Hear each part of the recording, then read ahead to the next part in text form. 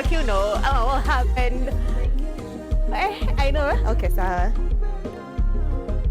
yeah. So this is Furahi Day. I hope uko na furaha. Because kama huna furaha, tuko na furaha yako hapa. Come to Top in Africa. I'm your host Stacy Okongo with the lovely drum rolls. Yes, one and only Dana Lutomia. Yes, it's yet another Furahi Day. Welcome to KUTV. Now we have a lot lined for you. Makana zile za guys. Ngoja hata before director ongeza time. Before hata uende huko. Yes. Unakapoa. Na uko na sai kisa ikiwa umetoa wapi Stacy? Uko na hoba. Ndio kwa maana ama ni hantavirus. Okay, let's focus.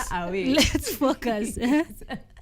Yes, we have a lot lined for you. Kama kawaida tuko na top 5 in Africa. We have Mbichi, Zawiki. We have 2 guests, not one. Leo tuko na wageni. Ile kitu ya wageni kwa hapa tu. Tunawangoja wakuje. Wanakunywa chai. And I want you to keep guessing because it's International Nurses Week, and one of the guests that we have ashaikuwa nurse mahali. So guess pale ni nani? Kama uko na Mwakenya, it's okay. Sema hiyo jina ni nani? Yes. Tuambie before muone. Atatuambia experience yake. You know, and then we also have another singer, Mapenzi na orchestra. Hizo ndo zake. Mapenzi wewe. Kanairo. Kanairo ni kumbe kunje watu wanapendana. Lakini acha tumungoje tutamuuliza. Sio? Yes. So tell me, unatusikiza ukikuwa wapi? Make sure you're commenting, make sure you're liking, na make sure umesubscribe. Hii moment ni for silence ni yako. Yes. Are you subscribed to our YouTube channel? Yes, make sure. Top in Africa Live, subscribe. Go to KUTV, subscribe, like. Remember, you can also vote for the songs that are listed on our top 5 in Africa and Bitches a Wiki on our social media platforms. That is Facebook, X, TikTok, Instagram. Nope, nimesahau. Hata YouTube, comment. Twitter. Nimesema X. Unajasa mimi niko tu hapa kama supporter, niko tu na node tu. Unanipeleka tu left, niko tu sawa, tuende. Uko sawa. Anyway, you know something funny about kukua guided with people. We've seen like Mbogi Genje, and I don't know why this happens with people in Kenya. Unapata some groups kama Sailors Gang, they broke up because management kulikuwa na issues, and then payment kulikuwa na issues. So Mbogi Genje wako na dispute with their management, na kuna songs zao zimepuliwa down from the YouTube channel, which is not okay. Like, you guys, you don't go on contracts. Like, mkienda ku sign your deals, how do you go about it? Probably some of them, I feel like they take some of their management as their friend, because a manager, your manager, it's someone that mwenye amesomea hiyo kitu, and they are ready to negotiate those deals. But the moment umechukua tu best and nimeona tu Stacy na feel okay, Stacy can be a good manager, right? Yeah. If we don't know each other, like umesomea hiyo kitu and you know what you're doing, and you have to show me what you have been doing. You have to kuchukua tu management blindly, what a cost. And that's the problem we've been having mostly. Hata Steve Simple Boy alikuwa na complain kuhusu management yake. Sometimes umepatana na msee uko zile za like, I think you can manage me, and I'm like, sawa, tuende nalo. You start making money, you think it's all about money. Look for people with skills. Look for people who understand their job description, because kama ni pesa tu, yes, you can make money, but longevity ya your career, how is your career? Na pia watu waache ku just I understand anyone can be a manager at the end of the day, but can you just be picky, just be selfish? Nimeona pia kuna stories zingine watu wamekuwa messed up with the people they call their managers. Unapata kuna mtu anaambiwa aenda sign deal fulani, but sasa kuna some advantages, then unasikia ati manager anakuambia no, usisign hiyo deal, fanya hivi, you are a big brand, wewe huwezi sign deal kama hiyo. Watu wamekuwa wasted in the name of sometimes hata jimanage. Yeah. What happened to just being your own manager? Yeah. But sometimes I think it's best to have a team so that usifanye kila kitu. Yeah. At times unaweza pata uko na kazi mingi, and ukikuwa na kazi mingi unaweza kosa ku give out your best because you're busy doing, you have a lot of moves you're making, you know. Yes. Now umesema uko na homa. Yeah, niko na homa. Uko sure hantavirus, because hantavirus is in the world, and sasa, I'm like, acha nikuchekesha the funny thing. I was checking the symptoms. symptoms nilikuwa naona hapa zilikuwa zinanishtua. Yeah. Kuna fatigue, kuna fever. Sisemi niko nazo. Kuna fever, kuna muscle ache, kuna headache. Hizo ndo symptoms ameniambia. Na hizo symptoms kuna venye nazisikia. Oh no, yeah. Lakini I don't know, just be careful outside here because naweza dhania ni homa ya kawaida kumbe ni hantavirus. Ni hantavirus. Yeah. And make sure wherever you're going, please kama unatoka nje ya country, vaa mask. Because you not hatujui inatoka wapi. Yeah, hatujui nani yako nayo, but so far ni 8 confirmed and we just wanted to stop there. We do not want another outbreak because the economy cannot allow it. Imagine tumekosa mafuta alafu sasa kukue na outbreak yenye tumefungiwa. What will we do? Another breakdown. What will we do? Because I remember nimemisila sauti ya ule mtu mwenye alikuwa anasema if you treat this disease abnormally, normally it will treat you abnormally. Yes. And just be careful wherever you go and the people you meet. Lakini hiyo story ya mask kurudi ni ngumu. Though it inasaidia. You know the government never said that now people can stop wearing masks. Watu ilikuwa inachokesha. Mtu amechapa makeup kama wewe venye unakaa vizuri hivi. Yeah, now you're being no, forced to wear a mask. Yes. Yeah. That was a nice thing at least. Ilifanya tukakuwa. Tulianza kuaminiana. Tuko like uko nayo mimi sina. So hata ule haizi kuwa uko nayo. Haizi kuwa uko nayo. But that's not the way. Tusipime na macho. We always say tusipime na macho and it's okay. Hata mimi sivangi but I'm like tunapima na macho sana. Yeah. So watu wakuwa careful. For sasa hivi before tuendelee, unajua China unakulanga rodents. China unakulanga rodents. Sana hiyo hantavirus imetoka kwa rodents. So what will happen? Because unajua hii virus inatoka kwa rodents. And China, I don't know if it's Nigeria, one of the West African country, they also eat rodents. And I'm like, ni Kenya tu peke yake tunakuanga picky eater. But you see the problem is now they interact with us, we get the same thing. It's not okay. Kama mimi sasa niko na next ni Stacy. So next Friday atakuja. Actually I was schooling her on something. I was telling her the mayor thought that this flu in the air. And you get to say in your mind that kuna flu in the air na unaweza pata the flu. This mere psychological thought inakufanyanga upate the flu. It's a research I've done. It's something I've studied. Try it, you'll see. Stacy, ulisoma wapi? I have done the research. Now let me tell you for facts. Since last year, around the last time I had flu was last year around June. Imagine. Last year? Yes. Na ndio nakukaribia. Kuisha wewe. You're done. Wewe umeisha. So the government has decided kutoka physical logbooks. Hooray! We're going digitally everything. Kuna kazi zinapotea. Acha nikwambie, hii Kenya kazi ni mob. Kukata miti. That is the important thing because we need a lot of trees to produce papers. Shida ni DCI. Kazi ni mingi. Sasa ukishatoa hiyo physical logbook, kuna watu watakosa kazi town.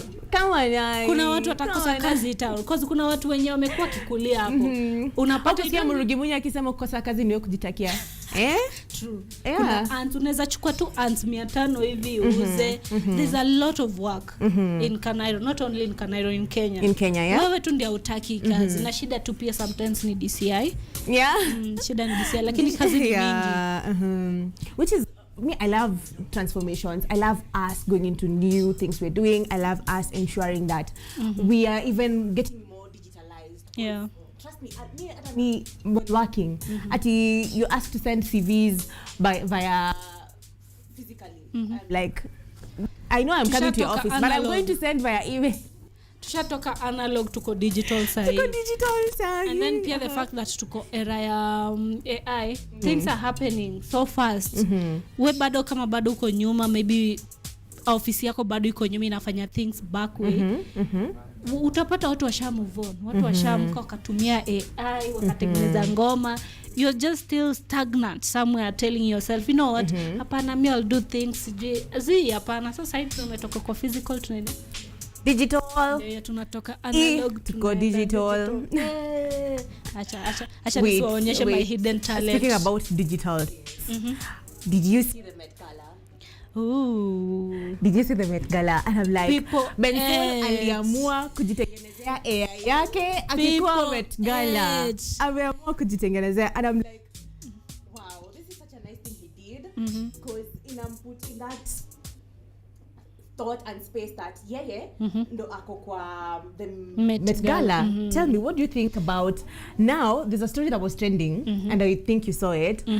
Rihanna alikuwa in the same room with Tyler. Yeah. Tyler, our superstar from Africa. Our superstar Tiger. Yeah. Alikuwa in the same room and she was standing there. But then I do have that. Now she explained and said she was standing silent in the same room with Rihanna because she didn't know what's the best time to talk to her. She seemed busy. Now wewe ukienda in a room unaona mse ako so busy, you'll want the perfect time because you want to kiki, you want to make sure you're having the vibes, you know.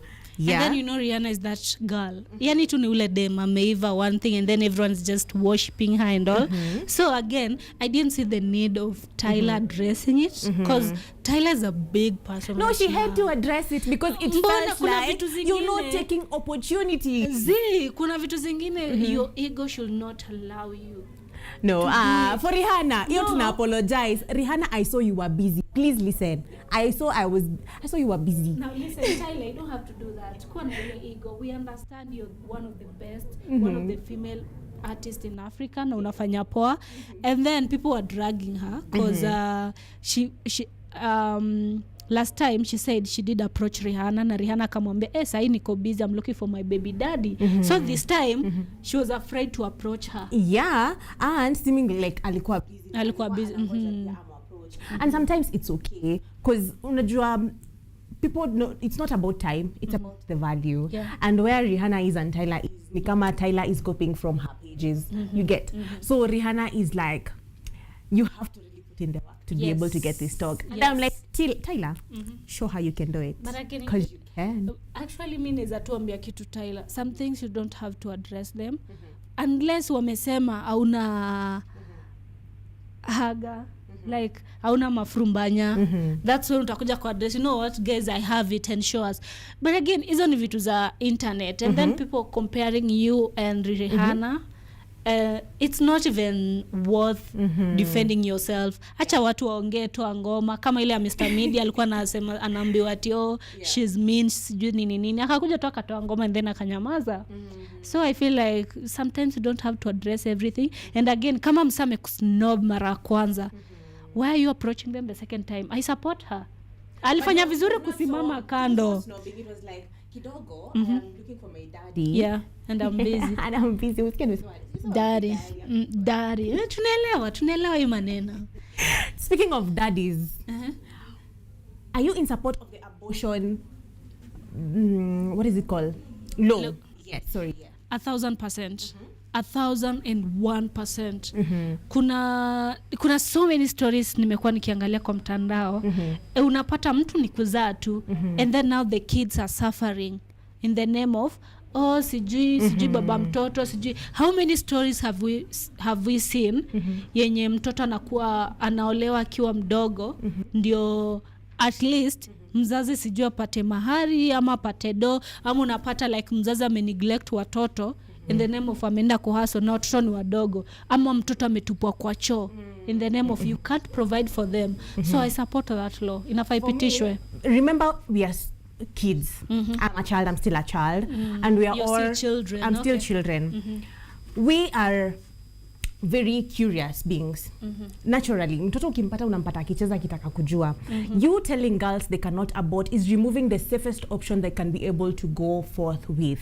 What you need to be pushing out here is abstinence, because you want this child apate mtoto wako watoto wawili anashindwa atalea je mtoto aende atafute other means zenye ataweza kutoa huyu mtoto enye itakuwa unsafe.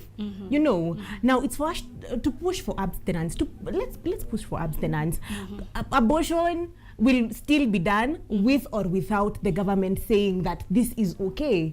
So what do? Abstinence is the key. Ngoja ufike the right time for you to get a kid, because trust me, acha before tuendelee, when is the right time ya you have your money, you're stable, and income.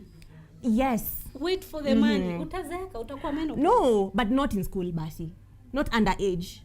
Cha muhimu ni as long as uko nje unatafuta hata kama niyo shilingi 10, that's the right time for you to get a kid. Yes, because there's also a thing about focus. Where you focus most is where it grows. So if we're focusing on getting the child, you will get the child. Na wewe ni mtoto, mtaleaje mtoto. This brings frustrations. It brings generations that now are not okay with the life they have because kuna past traumas, which is totally not okay. Na kuna reason mbona inasemonga ni maneno ya watu wazima. So kawe si mtu. Lakini kuna mtu atauliza pale above 18 you're a grown up. Yeah. It's okay, you're a grown up. Just just make sure you do things responsibly. That's right. Responsibly is the word, but I am supporting the move and the march that was happening today that made sure that we make abortion legal, because we have mothers who also can't bring babies to term. Now do you want to tell me, because they're saying now for abortion lazima ukiabort unaenda unafanya kutakuwa na research, ukienda hosi polisi wanaingililia kati, wanajua how this process is. So watu watajificha. We have so many legal things happening, and if someone wants to do something, they won't need to do something. Like I said, abstinence is key. Make sure you're pushing abstinence, government. Abstinence, na sia tukisema abstinence mkose kufanya matendo. Unakumbuka tukikuwa primary tulikuwa tunaonyeshwa zile videos za now, these are the diseases you get. Tulikuwa tunashtuliwa. I think we should go back to that. At some point sikuwa napenda venye ilikuwa traumatic. If you indulge in sex early, utapata infections. Unaonyeshwa picha ya gonorrhea venye inakaa, you're like, oh child. This generation wanafunza kweli? I doubt. There's sexual education. There is sexual education, but now what they need to push for is not remove abortion, but push for abstinence. Yes. And also pia speak up sometimes. Unajua unapata maybe mtu alipata hiyo mimba by mistake. And then the reason why inaweza support hii movement because mtu alipata hiyo mimba by mistake. Now they are hiding. If it's legally right for them to do abortion, it's fine. Just ulipata hiyo mimba illegally. Illegally I mean probably by rape. Yeah, hizo zingine si illegal. Stop lying to us. Tunajua zile njia ulipitia, milima na mabonde ulipanda. I know, right? Yes, so yeah. So we are going on a very short break. Nilikwambia guess. Alikuwa nas. Please tell me, have you seen this face somewhere? Because she is on our screens telling us stories in film form, theater form. So yes, I'm not telling you the name yet. Mimi nawambia jina moja. Hapana. We're going on a very short. Inaniwasha, acha tu niwaambie jina moja. No. Okay, guys. Amenikataza sawa. Sawa.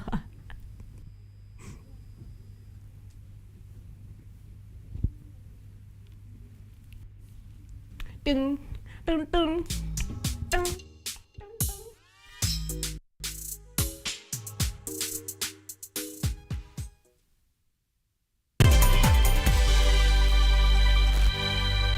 Utamwaga unga wewe. Tunaelewa leo. Utamwaga unga.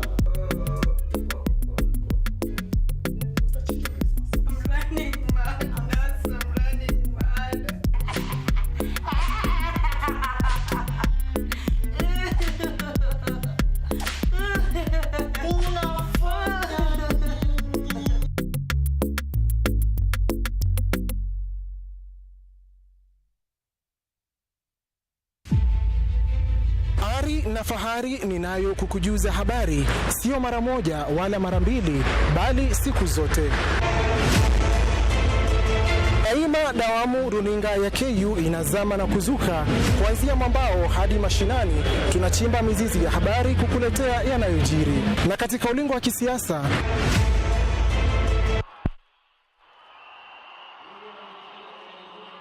tunachambua mbivu na mbichi, tukiweka yote paruanja yanayokuhusu wewe katika jamii. Mtazamaji, una kipaji cha kuvikwa taji? Bila shaka runinga ya KU tutakuvika taji, na wala sio kilemba cha ukoka, tukiangazia kipaji chako. Usikose kuungana nami na odha wako wa Kidakasim kila siku ya Jumatatu hadi Ijumaa, tukiweka yote paruanja. Daima ukiwa nami ni Nadra Chombo kuenda mrama.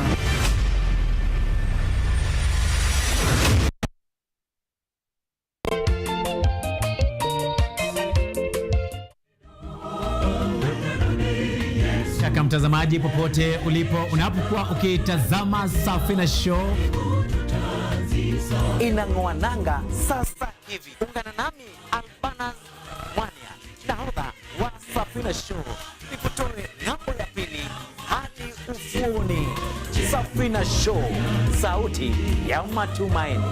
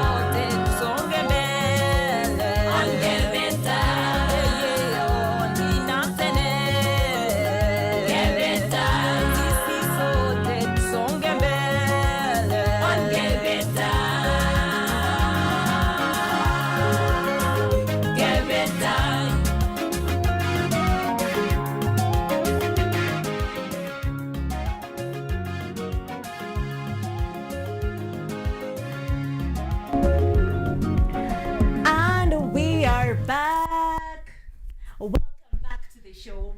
And like promised, we have a really good guest for you guys. If you can see, she is really beautiful. She's colorful. Yes. It's okay. And yes, I want you to tell us your name. And you can give us a brief of what you do. Yes, my name is Mercy Dorcas Otieno. I come from Kenya, but I'm Austrian and I live in Germany, in Berlin. I'm an actress by profession, theater, film, and TV. Yeah. Yes. Right now I'm back home doing a project we call Mein Weg nach Deutschland. I've been in different schools through the Goethe Institute, and we've been to Alliance, Starre Boys, and Can you Thika High. translate that for us? Goethe Institute is not Goethe, it's called Goethe Institute. Goethe Institute, Yeah. yeah. Because it comes from the name Wolfram Goethe. Yes, that's the person who was named after Yeah. it. And I know in Kenya, everybody says Goethe Institute, but it's Goethe Institute. Goethe Institute. Translate the project you are doing. The project Mein Weg nach Deutschland is my journey to Germany. So I had the opportunity to go in different schools. I was in Thika High, I was in Nairobi University, I was in Starre Boys, yesterday in Alliance, and I had the time to tell my story because I am a girl from, I grew up with my grandmother in Siaya, and then I grew up in Kayole. I went to Bondeni Primary School, I went to Rai Girls, and then I studied German, then became an au pair, went to Germany, started my journey, 2006 back then.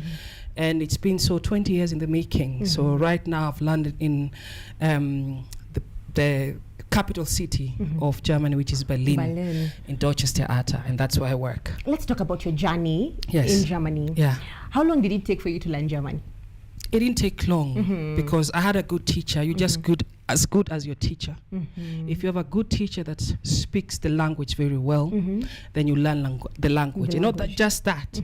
I think it's important also for you to know your mother language. If you can speak your mother language fluently, you're able to speak other languages. Fluently? Exactly. So being that I speak Luo fluently, Kiswahili fluently, English fluently, I was able to adapt myself to the other languages. So you told us you went to be an au pair. Yes. So being an au pair, that was when you went there, or how did the transition That come is to the you reason being why I went to Germany. I had my auntie, Auntie Nerea, may God rest her soul in peace.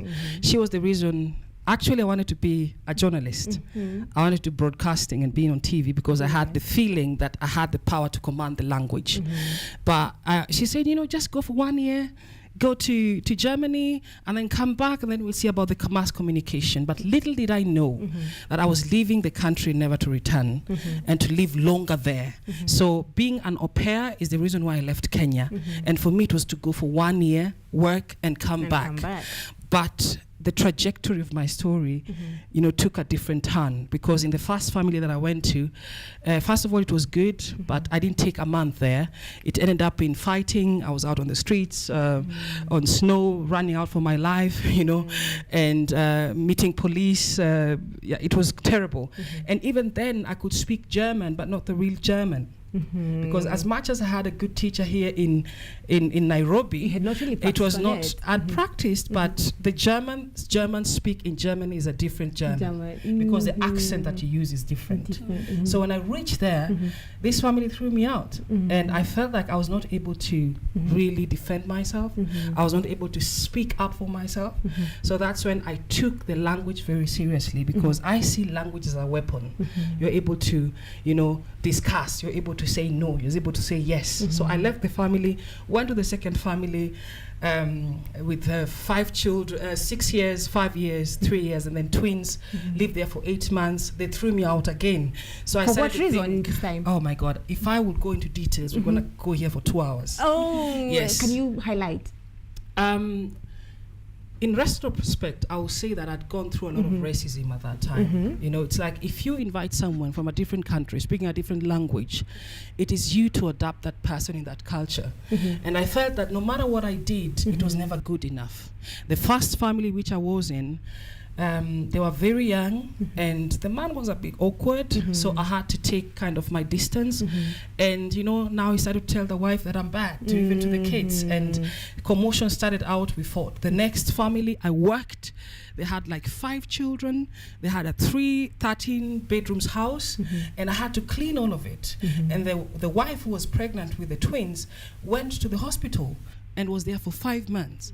So an 18-year-old Mercy became a mom, taking care of this kid in a different country, learning the language. It was not easy, but it was worth it. 21st of August, 2006, they said, you know what, I think we're not really working with each other very well.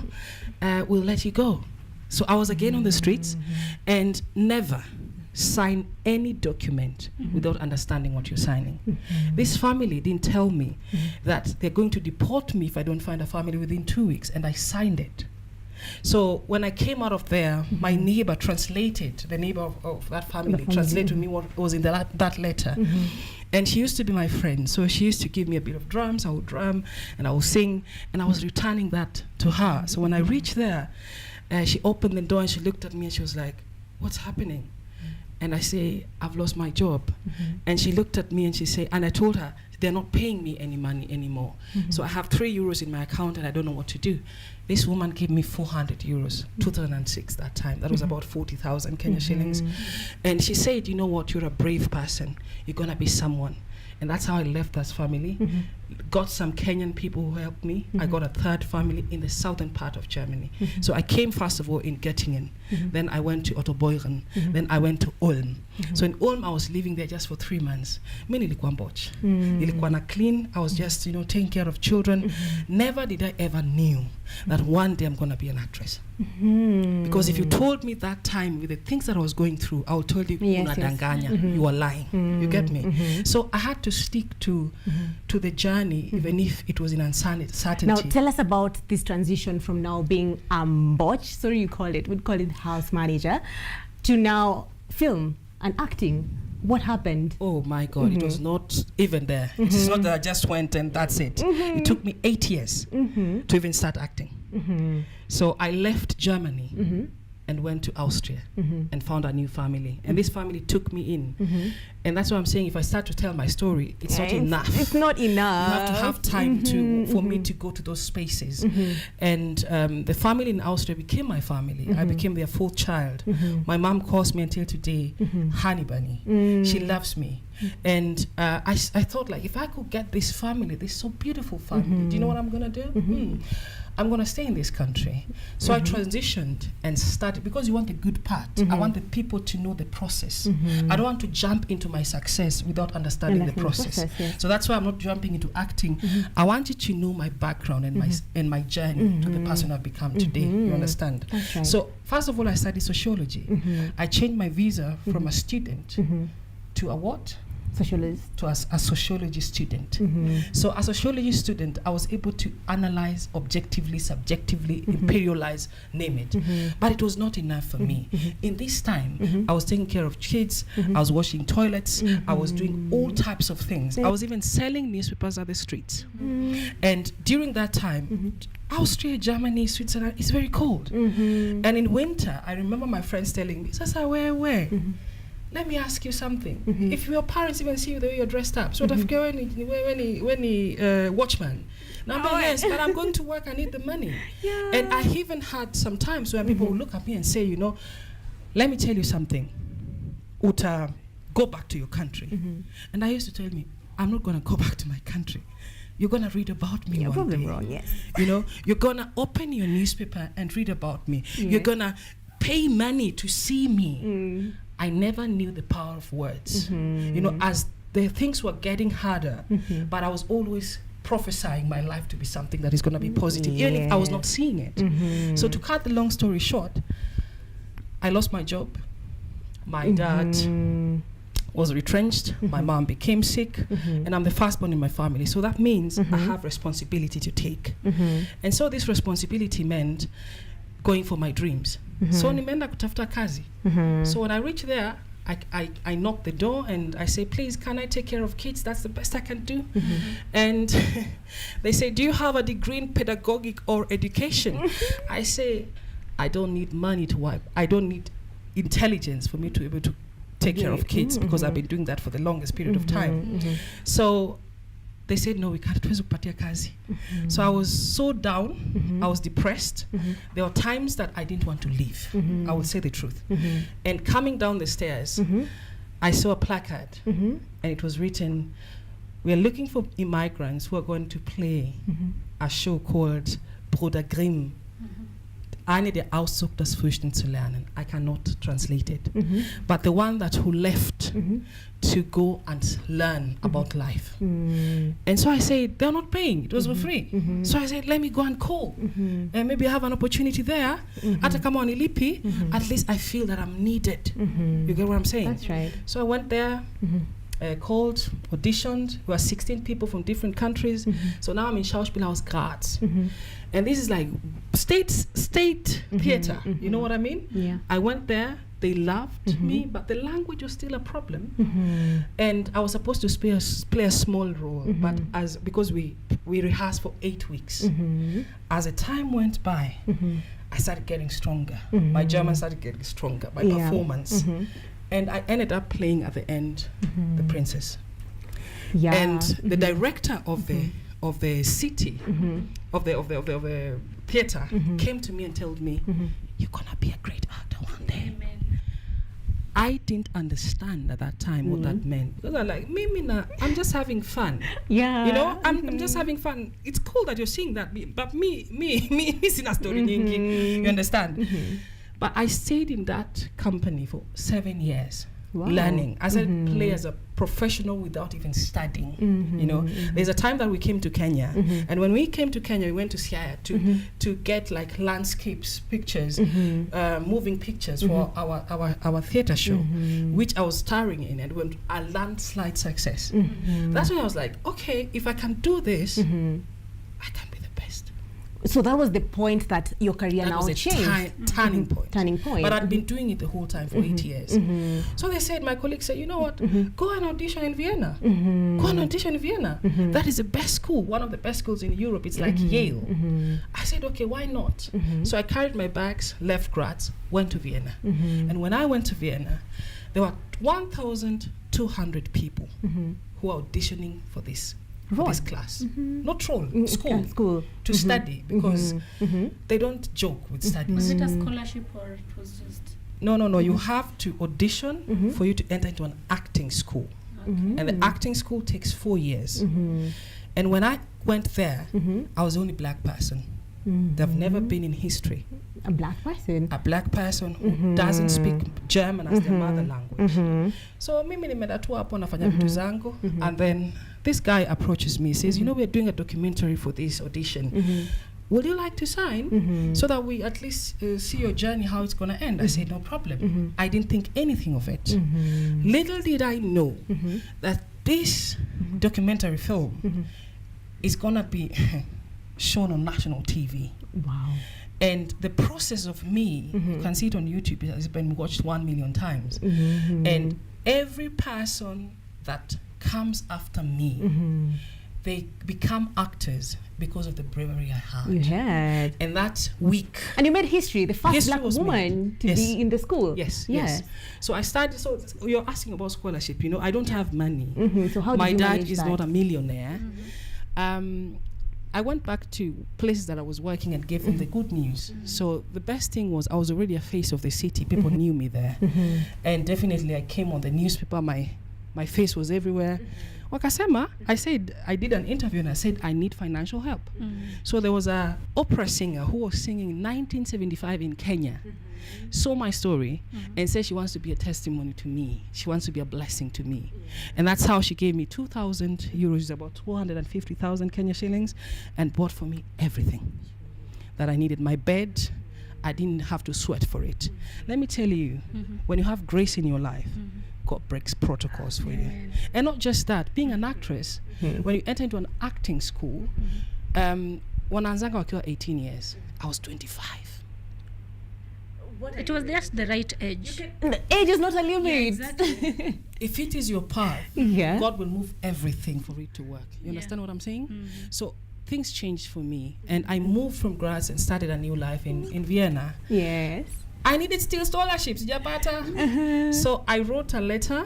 I saw they were from Tokyo. They were looking for, students to help, and there were like 25 people in the Cremium. So I wrote my story, and I say my story is here. Yeah. I want to be an actress. Nisaidieni. I have a dream, and they listened to my dream, and they gave me a scholarship. I was able to study the whole 4 years and finish acting school. And before we continue, Yes. according to your story, most of the time you used to see those opportunities on the billboard and then you apply them. Is it something for you? You said you have studied sociology, right? Yes. And acting, was it a hidden talent, or is it something that you wanted to do when you were young, or it was something that you did for you to survive at the moment? I was not doing it to survive, to earn money, because it was not paying. I was doing it because I wanted to be heard. A lot of actors are people that feel they're not seen. So they will use craft to make their craft to be seen with other people. Right. So in this time, when you live abroad, there are a lot of things that go on that people don't know about, that I think I'm going to work in Kenya a lot for people to get an understanding. So for me, it was like a ventil of emotions that were not processed, So it started to pay me when I just started to do it as for fun. It was never like me, nataka kukua, I want to be a superstar or something. No, I was just doing my work. That's it. And then it took me to the next level. So I started Nikamaliza, and I went back to the same theater that I started, but now as a professional. So I worked there for 1 year, then I left now, got 2 jobs. I went to Germany, northwest part of Germany, a place called Bochum. I worked there for 5 years. I had the opportunity to work with Sandra Hüller, is nominated Best Actress in the Oscars. I played with her, and I was like, damn, holy maziwa kayole. So through this time, as we close, because we're finishing right now. I just have to say something. Okay. Kidogo tu. Bochum, I was there 5 years, and I told my boss, Skiliza, time yangu imeisha. I want to do something else. My other boss called me and said, I'm going to the capital city, Berlin.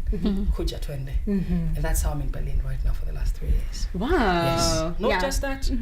I do film, I do cinema, and my last film, we were in the Berlinale, and we won 3 awards. So I'm coming back home to bridge the gap between the 2 continents, working from the other side and working with artists from here. So how can people be able to reach to you? How can they be able to partner with you and work with you? So in July, I'm coming back because I've seen a gap.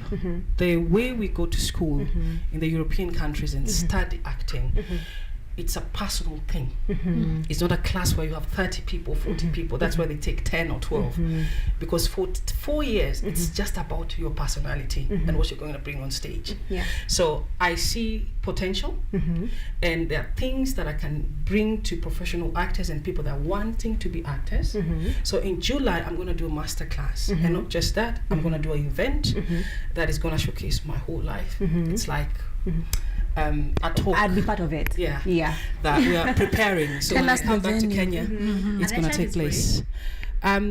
Tuna, I don't want to say much yet because we're still working on it. And so starting of July, I'll be back and I will be doing a bit of media tour and now saying how much it costs, because I cannot work with 20 people. It will just be 15 selected, and because I want to intensify for them to get something that's going to help them. Okay. Yes. Thank you, Mercy. We wish we had time for more, but we are glad you're here. We're waiting for July. If you're an actor, if you're an actress, I'm going to be seeing you. Join me. I'll remind you. I'll be telling you. I'll keep you updated. But you're going to be closing here the interview, and we're going on a very short break. We'll be right back with someone you've been waiting for. Thank you very much. Thank you. Thank you. Okay. Oh, sorry. Yeah.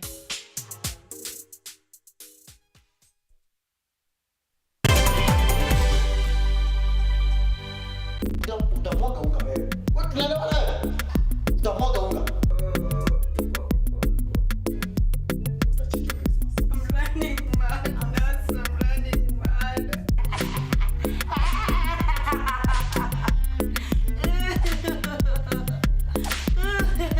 Unafanya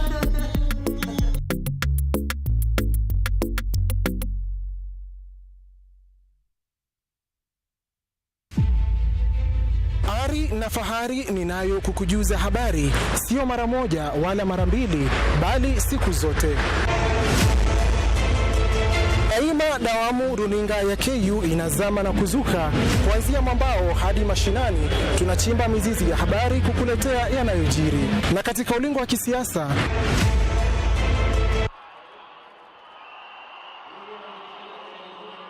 tunachambua mbivu na mbichi, tukiweka yote paruanja yanayokuhusu wewe katika jamii. Mtazamaji, una kipaji cha kuvikwa taji? Bila shaka runinga ya KU tutakuvika taji, na wala sio kilemba cha ukoka, tukiangazia kipaji chako. Usikose kuungana nami na odha wako Akida Kasim kila siku ya Jumatatu hadi Ijumaa, tukiweka yote paruanja. Daima ukiwa nami ni Nadra Chombo kuenda mrama.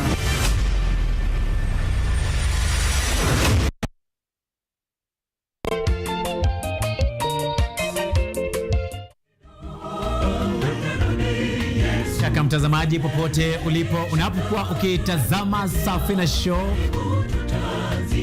inang'oa nanga sasa hivi. Ungana nami Albanas Mwania, nahodha wa Safina Show, nikutoe ng'ambo ya pili hadi ufuoni. Safina Show, sauti ya matumaini. Kila safari huanza kwa hatua moja.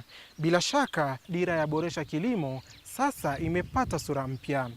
Boresha Kilimo si kipindi tu, bali ni darasa la vitendo kwa wakulima. Lengo kuu, mavuno bora na tija kwa jamii. Na ukikaa nasi basi utaboresha kilimo. Hapa tutakupakulia maarifa atakotia ladha ya kisukari kwenye mazao yako, tukitofautisha punje na mpunga. Kwani kilimo ndicho huboresha maisha. Kuanzia maandalizi ya shamba, mbinu za teknolojia ya kisasa hadi sokoni, usikose kutazama Boresha Kilimo. Ukitaka kujua haya usipime kipimo.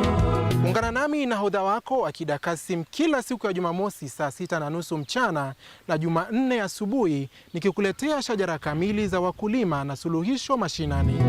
Kilimo ni nguzo kubwa kwa ujenzi wa taifa, kwani kilimo ndicho huboresha maisha. Kumbuka, ukipanda pantosha utavuna pankwisha.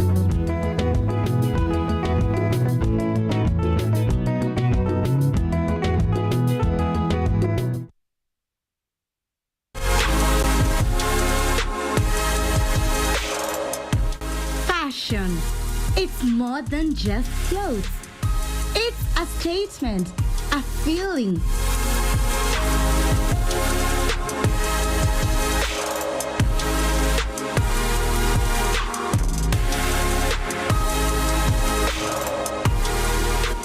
An art form, a way to express yourself, a reflection of who you are. It's Fashion Diaries.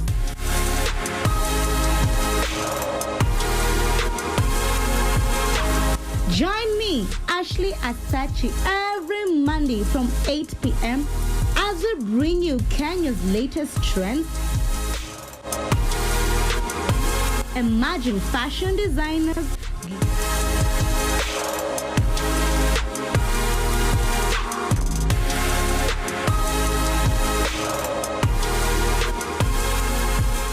glamorous fashion events,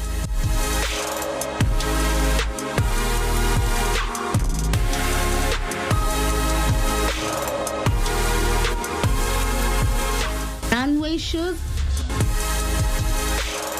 red carpet events, and so much more. Fashion Diaries, unleashing your inner fashionista.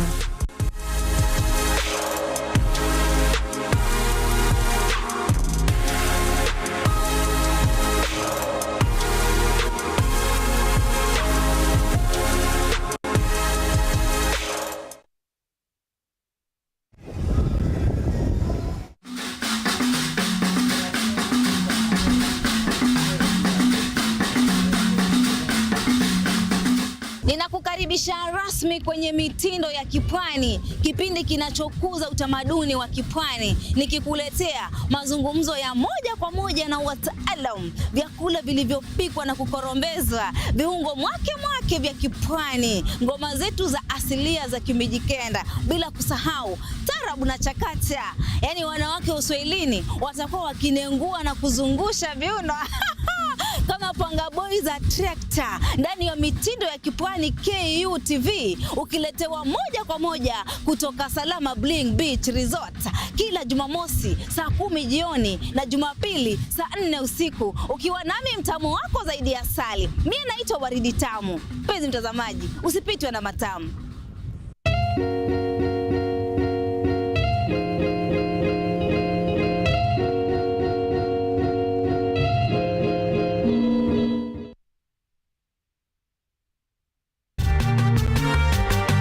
Wanasema kula uhondo kwa taka matendo, na bila shaka matendo yake yakazaa uhondo. Bidii na panda shuka zake zikamfanya awe mwanga wa dunia. Pauline Care ni mwalimu wa walimu. Nilijua nilikuwa ninataka kufanya kwa mochari. Nilijitolea kimasomaso, nikasema maana yake nimeenda shule kama wenzangu wa kiume, nitafanya kazi kadri na uwezo wangu. Inafika mahali ile game yenye umesema hiyo ndio unaenda kugive up na uachane na boxing, ndio unapata WBC. Fahamu mwanamke huyu kwa utendeti zaidi ukitazama kipindi cha Mwanamke Mwake Mwake.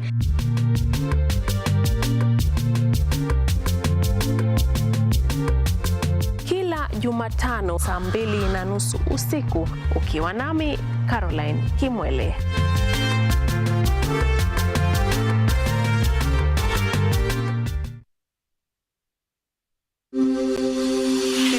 As the world marks the World Nurses Week, we are joined by none other than the CEO of the Kenyatta University Teaching, Research and Referral Hospital, Dr. Zainab Gura. For KTRH, we've tried to keep the ratio that is actually optimal. We probably have one of the best ratios of patients to nurses in this country. The role of the nurse in providing a care is very, very diverse. I'll bring it to your attention that the first person that touches a patient at birth is a nurse. Nursing care is core of patient care, really. And as a hospital, we have various indicators that helps us to measure and monitor our nursing practices.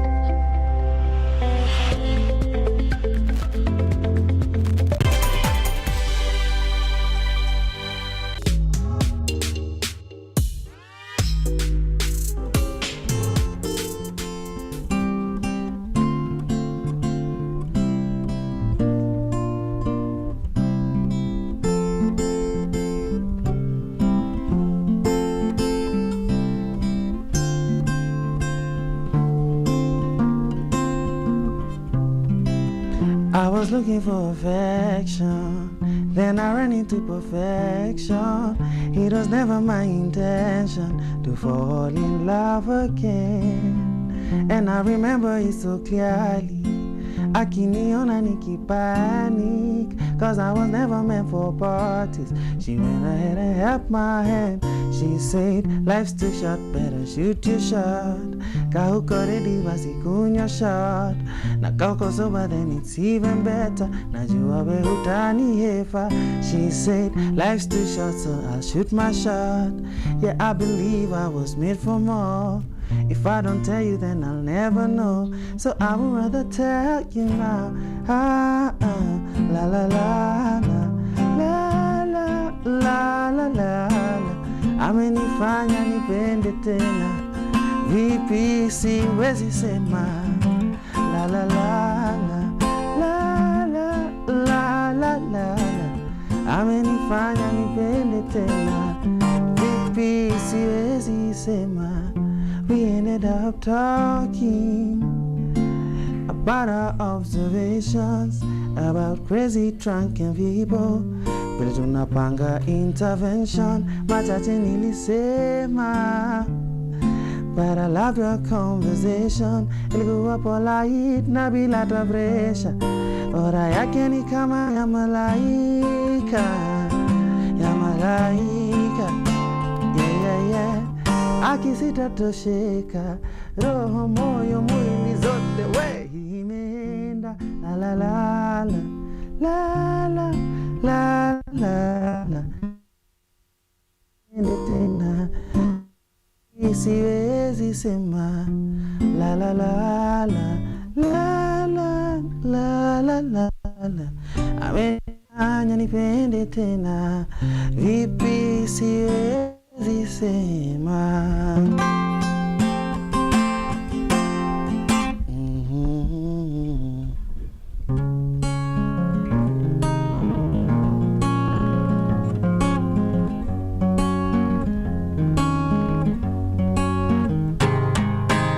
Tenda kajira kumatewanu, kairitu kama sinani.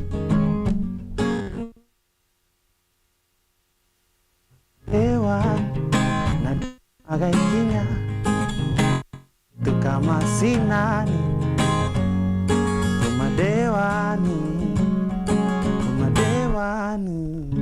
wanatokenywa neitosito, kuererio dansinani. You're the best thing in the city, so baby take it easy. Wanatokenywa neitosito, kuererio dansinani. You're the best thing in the city, so baby take it easy. Itakadire kumadewani, let me hear you say dewani. Diana, Diana say dewani, and Stacy say ate te dakadire kumadewani. One more time say dewani, ekumadewani, ekumadewani. Right? I know. This is Serenation. Yeah? Yeah. I should do it more often. Yeah, we've not introduced him. Let's introduce him. Yes. Welcome to the show. Kindly tell us your name. Yeah. Thank you. My name is Mutoria, Mutoriah. I'm born and raised in a place called Kimende. Pahali kuna baridi sana. Alafu nikakuja kutafuta kakitu Nairobi. Na ile kazi ilinikubali. Ni kazi ya kuimbia wananchi. That's right. So you fuse your Kenyan sounds with modern production. Correct. How did this idea come? Because you feel like you're listening to something that is rooted to Kenya, but no, when you produce it sounds like it's so modern. Oh, nice. I like that. I'm a music enthusiast. So napenda muziki sana. And for a long time, I've been trying to figure out how to, or I had tried to figure out how to make Kenyan music more unique. Nika realize there is so much we haven't tapped into.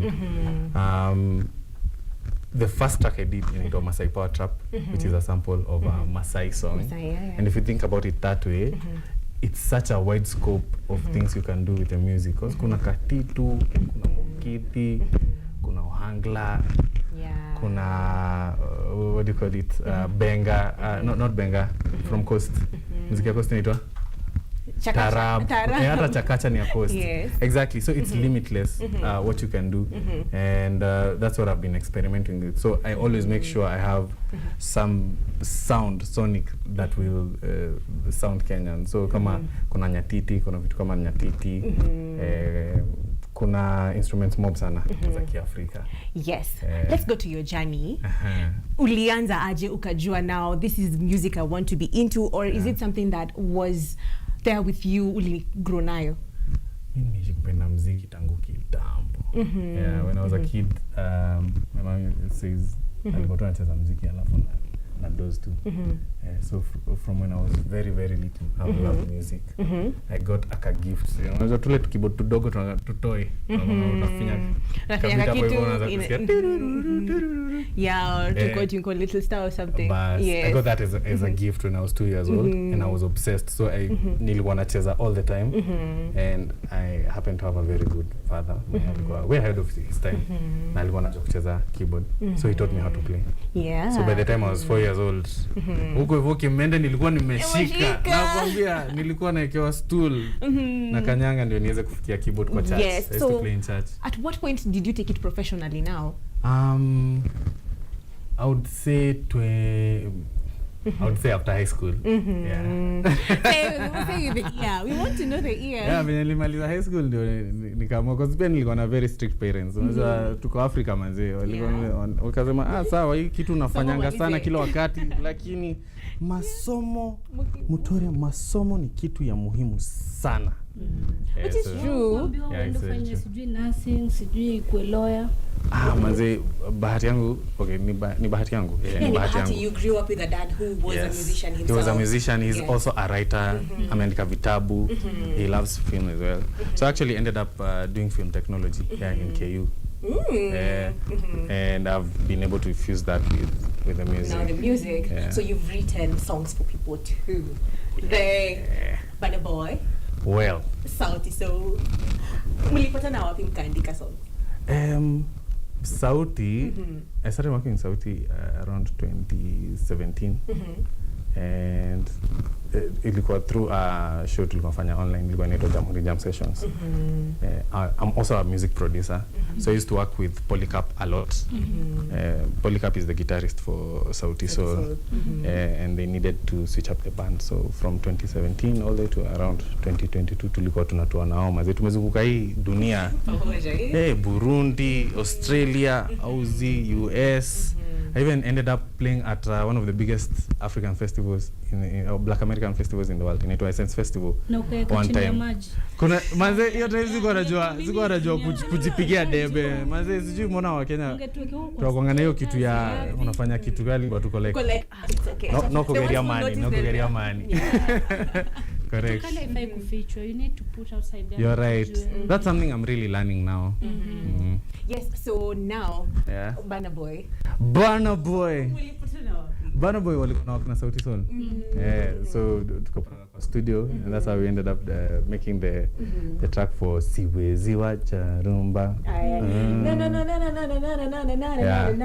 Siwezi Wacha vodka.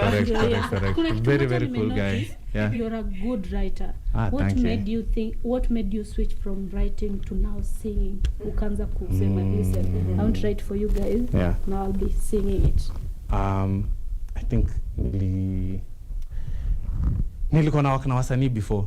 So before I released my music, I used to work with different artists. I've worked with over 300 amazing artists. But wasanii mazee sasa zingine ni vichwa ngumu. Sasa zingine wanaweza kuwa vichwa ngumu. Kama mgani? Well, wewe naona unataka kuharibu na kuona sana pale NGC. Commented. No, but I think it's just an artist thing. Hata mimi saa zingine nakuangana hiyo kitu yako kwa kichwa ngumu. But I used to give them ideas. I'm like, mimi naona mazi ukitoa album mazi saa hizi. Utamake it, blow up. So eventually I decided, you know what, si nijaribu hii kitu. Alafu pia by the time na come ku release album nilikuwa nimenotice production is such a huge hindrance for most artists, and that's something I can do for myself. So ngajambia by the way kama already naweza jiproduce, there's no reason I should not have music out. That's right.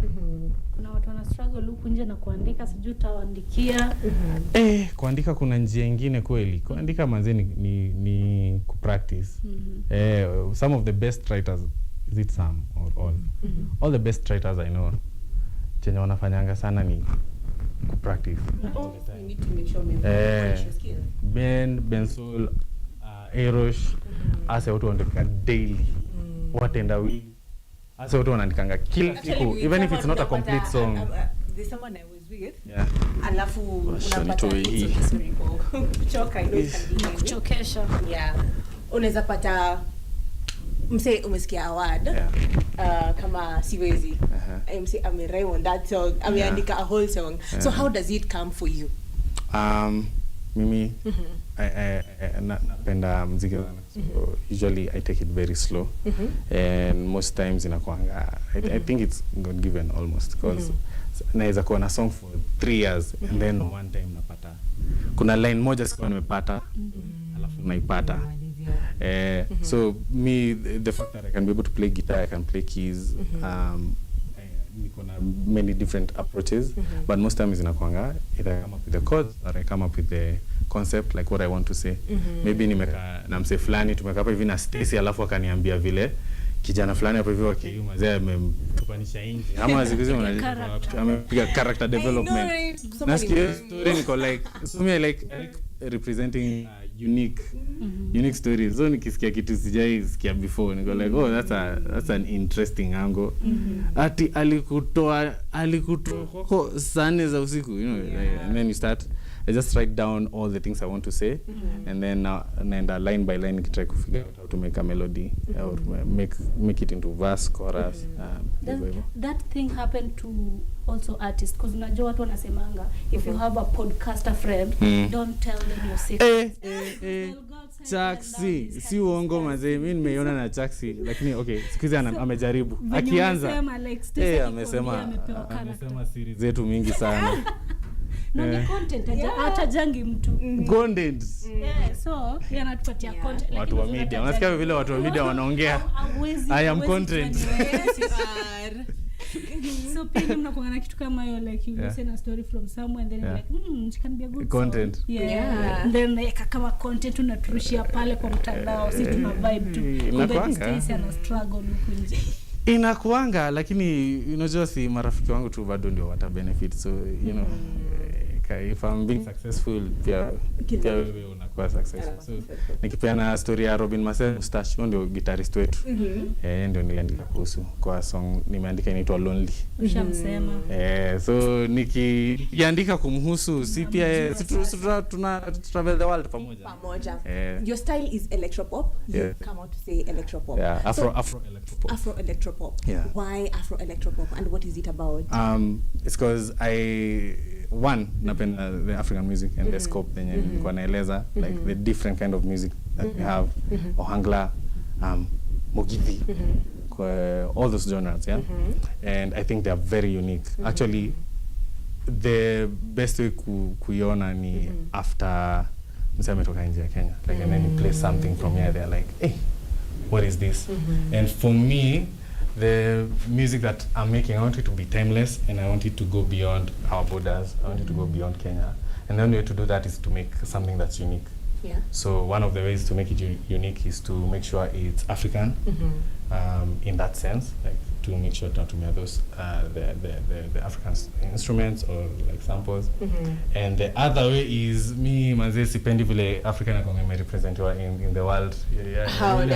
Bawimba But Sophia Nzao is doing something. Exactly. At least not represent. Exactly. So I would prefer to go more in that direction. So it's you see like how Sophia did Kikuyu, but it's also pop, and it's also iko kwa genre ya unts, which is popping right now. Kitu kama hiyo inabamba. So wakiweka scene fulani hapo hivyo ya Nairobi uski yalele mama. Sasa tuko kwa era ya AI. Tuko 2026. Sasa tuko kwa era ya AI. With the way people are comparing musicians, that is Kenya, Tanzania and South Africans. Wana compare je? More context venye wanasema ati now let's say Billy Paul kuna venye na copy songs from somewhere else, and maybe Tanzania is better than Kenya, and Diamond anashinda meiba songs za Nigeria. Well, that's sasa ndasema nini bila kudanganya. Nasema kweli. Nitasema tu watu wenye umetaja. First of all, Diamond akomboka. And as much as I would not go towards that direction, I understand why he's doing what he does, because he's doing pop music. Unfortunately, I don't agree with that 100%, because ukikopi ama ukitengeneza beat yenye inakaa kama ya essay, yes, it's good, but it really limits you doing something new and unique. But I understand why people would do that. But in my latest album, We Don't Need Money to Be Rich, one of the things I say is the music I make is for my soul. So me, I want to be the first client to my music. So nikitengeneza nataka kwanza niipende, and then watu wengine watakuja baadaye. So nikisema any opinion that, unasema opinion that, this is my opinion. And if you want timeless music, you'll have to go through a longer route but I think it's more fulfilling. Kasa hizi vile thriller vile movie ya Michael Jackson imetoka, muziki Kenya alitoa 70s na 60s imerudi back to the charts. And I think the only way to be able to do that is by attempting and experimenting and being the first to do something. There's no other way. So hakuna wakati amapiano ya Kenya itashinda amapiano ya SA ilitoka huko unless someone takes it and makes it Kenyan, whatever that means. I don't even know what that means, but Kenyanize it, and then it will be itakuwa yetu. Let's talk about we don't need money to be rich. What was in your mind? We need to be happy. Yes, we need money. We need money. What do you mean? And today we've actually been talking about journeys. We had a lady here who was speaking about her journey, the way she's grown from an au pair to now she's an actress, and she needed money so that she can go through all this. So tell me, we don't need money. Happy. You can be prosecuted for that statement. That's very true. What do you understand by that statement? We don't need money to be rich. So we should just be working for free. I see where the misconception comes in. Is that the same as you? Not really. For we don't need money to be happy, it means there's another option to be happy. Exactly. Option so that's exactly what I'm trying to say. The whole point is for us to have this conversation. First of all, I don't think as Africans we have proper financial education. 2, we don't have enough financial conversations. So hata unakutanga wase wako very very discreet. Discreet is the correct word with the information, but we really need to talk about it more. And for me, what that statement means is more what she said, which is like we don't need money to be happy.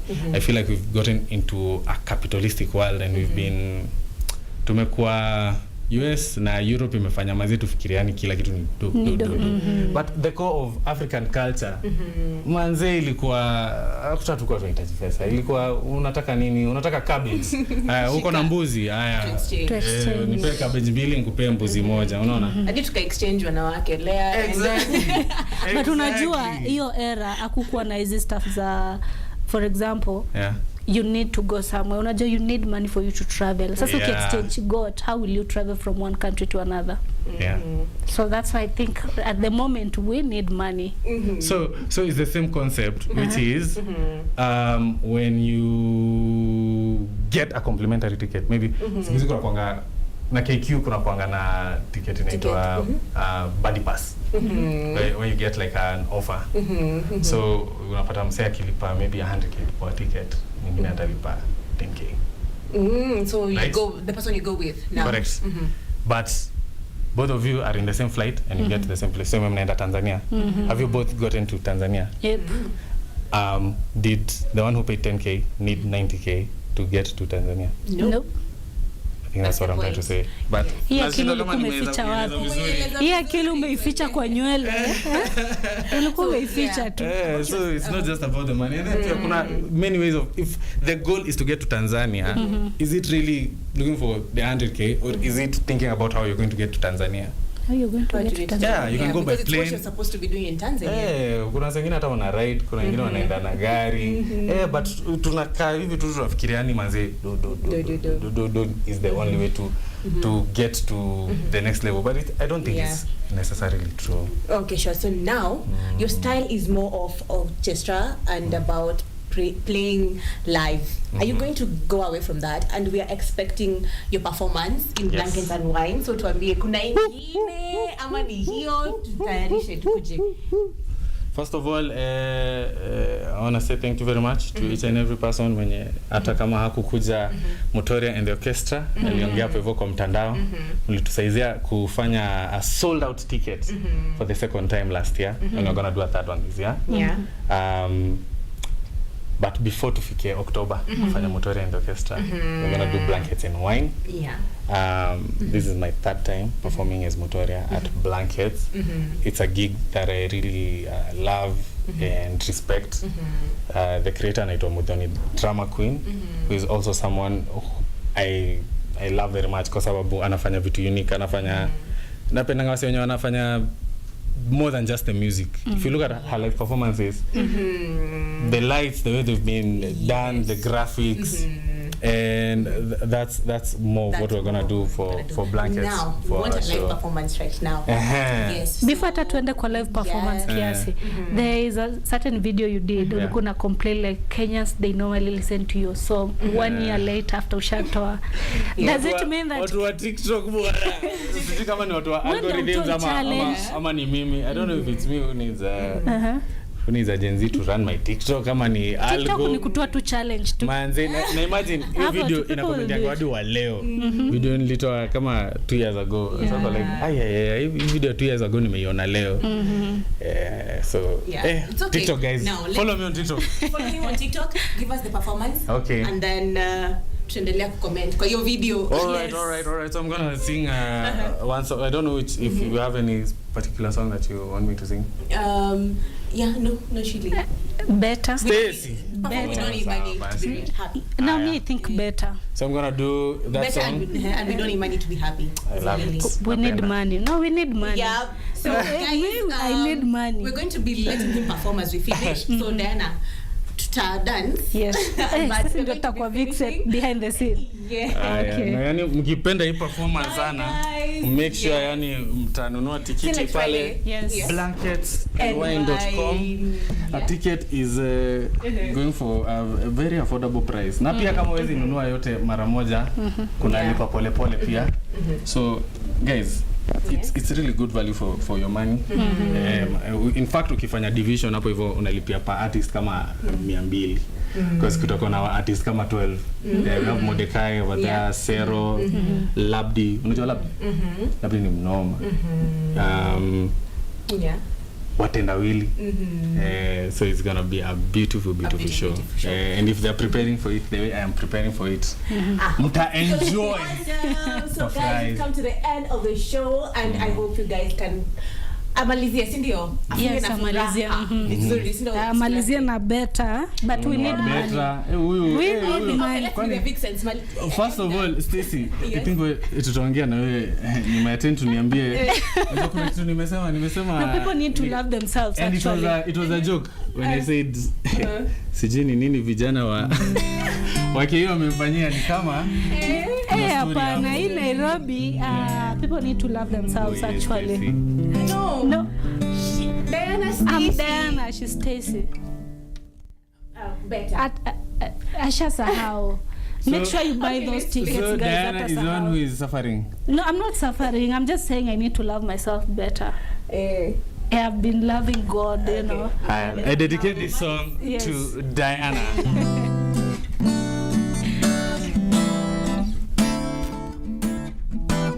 It's been a really long time, tangu nikuvutie.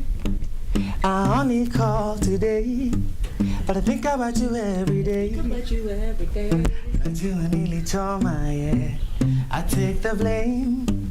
To tangu hiyo day, I've never been the same. Yeah, so find me happy ending of late kila weekendi.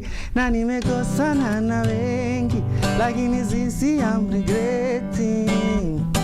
I know you know me well, usikate jeni kama ulevi. Please don't hang up on me, niache niseme ukweli. I've been upset cause no one loves me better. Hata wanipende aje, now I bend a jingo pande. I know you're upset cause no one loves me better. Hata wanipende aje, utahepa someday. I'm not stalking you, niliona umepost pictures of coast. Your new man's doing the most. You seem happy, you seem so happy. So I called to let you know I'm taken but available for you. Diana, bestie, wait, need this your phone. You don't understand what the hell is going on, yeah. Cause Kilimani reminds me I'm alone. Oh, I need to call her now. She needs to know what's in my heart. Oh, I've been upset, no one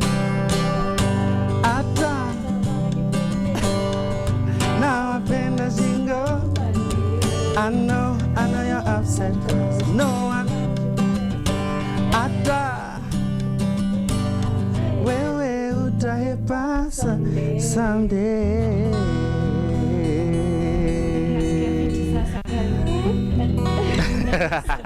Tell us the other option of being happy now. Aha, sasa huu ni wimbo ambao I've written for my soul, yeah? Na inasema the only way to be really, really happy is to never do it for the money. The only way to be really, really happy is to never do it for the money. The only way to be really, really happy is to never do it for the money. Aha, the only way to be really, really happy is to amekata. Songs I make up for my soul. It doesn't matter if I'm known. I made my peace so long ago. Now I'm reaping what I sow. Ukiniona na furaha, sio cheda pesa, ni kwa matako yangu. Biashara sitafanya bila raha, akihundo kweli wangu. 'Cause the only way to be really, really happy is to never do it for the money. The only way to be really, really happy is to never do it for the money. The only way to be really, really happy is to to be really, really happy is to. So do it for your heart, I do it for my soul, but never do it for the money. Do it for your son, I do it for my daughter, but never do it for the money. Now I can see I must do it when you can. Never do it for the money. Juu pesa karatasi na utaiacha benki, so never do it for the money. Okay, probability. One convert out of two, so it's not a bad. It's 50%.